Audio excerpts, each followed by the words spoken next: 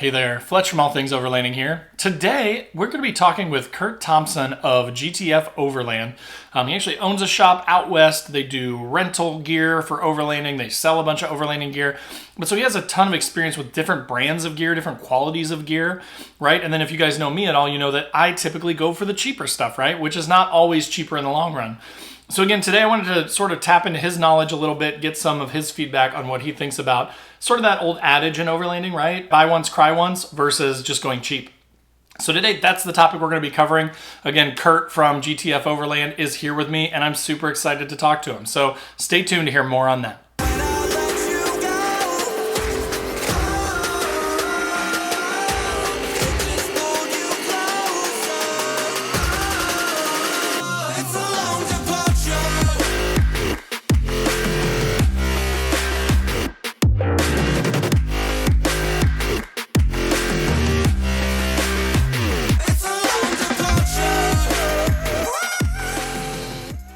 All right, guys. So as I mentioned in the intro today, I am with Curt Thompson from GTF Overland. Again, welcome, Curt. Thanks a ton. Thanks for having me on. And also, I heard already that this is your most listened to podcast ever on this show. This one right here that we're recording now. Yeah, people are saying it. If I knew you were psychic, I would have been much happier to meet you much earlier than now. But everybody listen, click that like button, I guess. Click the like button, click the subscribe button. There you go. We've got the endorsement from Curt right here. Yeah, exactly. So yeah, today we are going to touch on, buying the high quality gear, or as you've probably seen it on Facebook groups and forums and stuff like that, buy once, cry once, or buying cheap gear, right? And again, if you follow my channel, you know that historically for the last couple of years, I've been pretty cheap. I buy cheap stuff. I repurpose things. I build roof racks out of Unistrut and things like that. So I'm going to kind of handle the cheap side of things. But then, Curt obviously owns a retail shop for overlanding equipment and sells super amazing quality stuff. So he's going to kind of, I'm going to defer to Curt here to let him go first and talk sort of like why it makes sense oftentimes the pros of buying better gear up front versus kind of maybe going the cheaper way. So yeah, go for it, Curt. Yeah, I'll jump in. And first, I want to make sure everybody knows that the first priority that we have is that people just go do the thing. Yeah. Like, it doesn't matter, right? Like, we don't care if you have a tent or not. Go sleep on the ground under the stars in a sleeping bag, or, in the blankets from your bed. If it's the difference between not going and going with cheaper gear, we would much rather people go with cheaper gear than not go. Right. But beyond that, I can honestly say that there are things that if somebody were to walk into my store, that I will always try to push them towards the nicer stuff. And that's specifically like anything that touches your body, whether it's your sleeping bag, your pillow, your chair, because things that touch your body tend to have an outsized effect on your total experience while you're out there. If you think about sitting in a chair for 3 hours while, you're hanging out at a campsite, if it's a really uncomfortable chair, you're probably not going to have a really great time. If you've got a really nice, comfortable chair and you're sitting around that campfire and you can focus on what your friends are saying, who's spilling what drink, whatever, you're going to end up having a better experience because you're not focused on the annoyance of something else.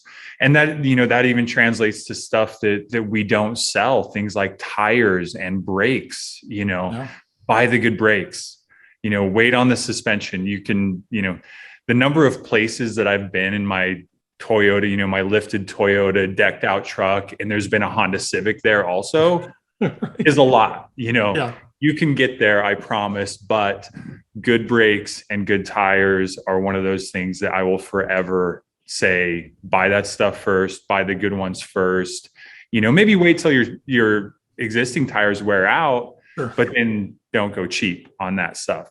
Things like first aid kits, for example, not only does it touch your body, but it could possibly save your life. First aid kit is something that you want to spend some money on. You don't want to get out there and get surprised. Just have Band-Aids. Yeah, totally. Band-Aids. Another thing, I just made a couple notes, earlier that we would recommend spending, getting the right thing is something like a fire extinguisher. Mm. If something were to happen and, your choice is, watch your truck burn down or start, a brush fire, you want to have something decent in there, because the guilt of having something happen afterwards is well beyond what an $80 fire extinguisher costs. Yeah. That's, I can speak from experience that I have been that guy before, where I was in West Virginia and it's more hilly than I am accustomed to. And we were going up and down some hills, and all of a sudden a buddy got on the radio and he was like, "Hey, you got smoke pouring out of the passenger rear wheel." And we pull over, and I mean, red hot, these brakes, like white smoke, just, it was burning like, brake dust and stuff, but just burning off these things. And I'm like, I had a fire extinguisher, but it was like a household fire extinguisher. And I didn't know where it was because I had packed like 3 Plano crates full of stuff. And I'm like frantically digging through these. They're like pouring water on my brakes and they're just steaming more and more. And so don't be that guy. Like, I learned a valuable lesson that day that I need to know where it is. It needs to be working. I need to verify that it's, up to date before I go on that trip. Totally. And it needs to be accessible. So yeah. And you brought up in that story there, that you had Plano boxes that you were using to put your gear in. And that's a great example of something you really don't need to spend a ton of money on, right? Plano boxes hold your stuff just as good as the next thing. Like, have you ever been in an airport and somebody has a trash bag that their clothes are in? Because I have, and they're like, well, that person got through security just as well as I did. And, with nice luggage. To search their stuff, Yeah, totally. Absolutely. Yeah. And I wonder, there are some things out there too that, like, there's probably a trajectory for everybody, as far as you want to get into this thing. Like, we could use like running shoes, for an example. Like, I'm not a runner, but let's say I wanted to go run, I could go run in the Vans that I have right now. Or if I wanted to, maybe take it a little bit more seriously, I could go buy a $60 pair of running shoes. But if I wanted to become a runner and running was my lifestyle, there's going to be a time where I need to go spend more, not only to keep me from getting injuries, but because somebody is going to educate me to the point that I really realize what I'm missing by not spending the extra money and, buying the good stuff. And I feel like that trajectory is true with pretty much any hobby or lifestyle you get into. Like, there's places where you can take those baby steps, and move up. And, sure, we say buy once, cry once, but, maybe sometimes it is better to just spread that cost out as you learn what you need and as you learn how it's going to make your experience better. Right. Yeah. No, I love that. It's funny because, like, I've been doing this for maybe 5-ish years now, that's when I bought my Xterra and I started watching YouTube videos, and I was like, I'm going to be an overlander. And I didn't know what I was getting into, but like, my advice has always been to be cheap because, I'm a dad, I've got kids, I've got a house, I've got a job, so all that money that was going to other things now has to be redirected over to overlanding. So I started very, very cheap, but I got hung up, even buying cheap stuff. I got hung up buying way too much gear, trying out, I had like 4 different types of chairs. And to your point, I hated them. And like, I knew everyone had said front runner extender chairs, like, those are nice chairs, or these are nice chairs, or the Helinox chairs are really nice. But I was like, those look exactly like these no-name Chinese knockoffs that are $50. So I'll just buy those. And again, I probably spent more than I could probably just have like one really good set of Helinox chairs that's still perfect and works great for the 18 sets of chairs that I've had to date that were all terrible. So yeah, there's definitely some cons to buying the cheap stuff, more than I realized, right? Like, I've just always thought, oh, I'm saving so much money this way. It allows me to buy different gear and more types of gear. But as I look back on it now, to your point, exactly what you said of, is this going to be something that's more of a lifestyle? Is it more of like a hobby that you do 2 or 3 times a year? That's kind of why I generally try to say, just get out and go with what you got. If you got that old Coleman cooler from when you were in high school or whatever, like, throw a couple beers in there, throw a sandwich in there, and just go try it, right? And see what you think. or, rent. On a previous episode, we talked about renting equipment. Like, you guys have that capability. Go rent it. Don't worry about buying all the expensive stuff first. Just get out and explore. But then later, like now I have a pretty fancy hard shell wedge style rooftop tent. It was fairly pricey, right? But I probably spend 50 to 60 nights a year in a tent, even with a full-time job and 2 kids. So for me, it makes sense. But there's definitely a calculation, I feel like, that has to be done there. But just if you just kind of, work your way into it, then you can really sort of quickly figure out where it makes sense to spend more money, where it makes sense to save. And I think that's something too. Like we tell this to people all the time here at the store, which is go answer the questions as they come up. Yeah. Don't try to answer questions that haven't come up yet. Right. Because if somebody were to come into the store and they wanted to get completely decked out with everything, sure, we might have some starting points or whatever, but without knowing how they camp, where they camp, what they like to do while they're camping, we actively try to talk people out of buying stuff on a regular basis, because that question hasn't come up yet, of whatever it is, where are you sitting? Where are you cooking? What are you cooking? Yeah. And you can have just as good of a time with, almost nothing. Like I've gone on trips where I didn't even grab my fridge. I didn't, I bought food at Trader Joe's on my way out of town, and I ate while I was driving, and I cooked nothing on the trip. I didn't even bring my stove. I just brought water, and it was an overnighter. And I had just as good of a time as, the trips where I've got everything, my nice stove, my nice fridge, and all of this stuff, right? Like you don't necessarily, like, more money doesn't translate necessarily into more fun, where's your head at when you're doing that, and how comfortable do you need to be? Yeah. I mean, I am literally a cautionary tale of this exact thing. Like, and the cooking thing is a great example, because it's not even necessarily about the money, the amount of money spent, or the quality of the gear. It's, to your point, figuring out what kind of cooking you want to do, right? Like, and when I say I'm a cautionary tale, I'm not kidding. If I took you out to my garage right now, you would see a 12-volt electric oven. You would see my folding stove. You'd see my 2-burner Coleman stove. You'd see my propane tanks. I've got a portable one and a one that I mount to the truck. I'm getting ready to do a dual battery setup. And I was like, maybe I'll go all electric with my cooking, and I'll just use electricity, not have to take propane. And now I'm kind of like, Mountain House meals are amazing, and I don't have to take anything but water, and it's so much easier. And so I still don't know. I have no idea what I'm gonna do. I just have one of everything, and it's the worst. Well, and I don't, honestly, like, I don't necessarily think that that's a bad thing, because if it's your lifestyle, like, sure. I have 2 pairs of shoes, like, that I wear regularly. Right.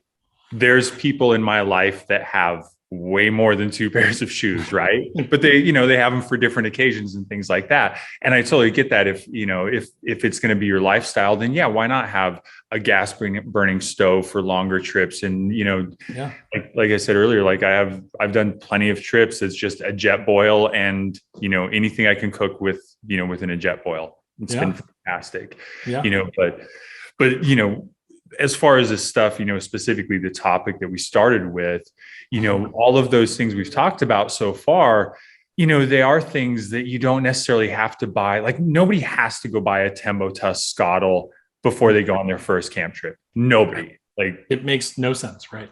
Right. However, you get out there, you realize you really love cooking, you love being, the chef at, with your friends and stuff, then absolutely the Tembo Tusk Scottle is the thing that you kind of have to have if you want to, do some more, involved cooking out there on the trail. Right. Yeah. But I'm never going to tell anybody they need to drop $400 on a stove first time out. Yeah. Yeah. All right, guys. So we are going to kind of wrap up with our final thoughts here. One thing that Curt just said that made me sort of think of my final thoughts is, the Tembo Tusk for cooking, and figuring out if you want to be sort of the camp chef and that's sort of your role, right? A lot of the times you'll see folks, like, in online groups asking, like, what should I get first? What's the best under $100 piece of gear that I should get, for example? Or what's the best, cooking thing that I need, what kind of stove should I get, that kind of thing. What I would say is before you even get there, before you even start to ask those questions, again, like we've said, go on trips, figure out, but then it's the most important thing, in my opinion, that you can do is prioritize, right? So like start to think about where your biggest pain points are, right? Like, is it, I slept terribly because I was in a cheap $50 ground tent that I've had for 8 years from Walmart, and it rained and it leaked on me. And, like maybe that's more of a priority than getting a Tembo Tusk, right? Maybe you should spend some money and get a good quality tent so that your sleeping experience is better. Or maybe your back hurts the next day because you were on a crappy old $20 Walmart air mattress, and you should get like a nicer, memory foam type inflatable mattress or something like that, Max Pet or whatever those things are called. But so I think just prioritizing, right? Like instead of it's really easy to get caught up, and I am very guilty of this. It's very easy to get caught up in like, I went camping and I had these 8 things that I want to improve on, and I'm just going to go to Amazon or GTFOverland or wherever I'm going to go, and I'm going to buy all these things. And then you figure out that those weren't the biggest priority, and then you got to buy more stuff. So in my opinion, I think kind of final thoughts, it definitely makes sense to buy some cheap stuff like the Plano crates. Definitely makes sense to buy nicer stuff like sleeping bags. But I think the most important thing, in my opinion, is prioritization of what you need to get when, in what order, right? So that's my thought. What do you think? No, I think you really hit the nail on the head with that. To be honest, like I think that's really key. And I think also, if I could add to that, it's just go do the thing, just right. Because there's no amount of thinking that's going to teach you or convince you of something that you haven't done yet or you haven't experienced yet, and just because somebody else has something that's really good and they love it, sure, they may love it and it may be the perfect thing for them, but until you go do the thing and then put yourself in that scenario, you just don't know, And so, the prioritization that you just mentioned, plus, actively going and trying everything out, being in that environment, I think is really the most, or the best way to guide most people through these purchases. That is awesome. Well, hey, thanks, Curt. Appreciate it. Appreciate you being with me again. Yeah. Thank you. I appreciate being on your most listened to podcast in the history of the show. This has been really fantastic. I can't wait once I post this to see how many times it's already been listened to. I'm excited to find out how it did so well. It's going to be wild. Yeah. It's crazy. I love it. So again, thanks to Curt. Of course, I will put links in the description down below to all of his stuff, to GTFOverland and all their social channels. There's also links to Facebook, Instagram, my podcast if you're on YouTube if you're on the podcast, Patreon page. The Newbie Overlanders group on Facebook is awesome. There are a ton of people in there. We'd love to have you over there too. If you're on Facebook, come hang out. But again, thanks for listening. Thanks for watching, and we'll see you guys next week.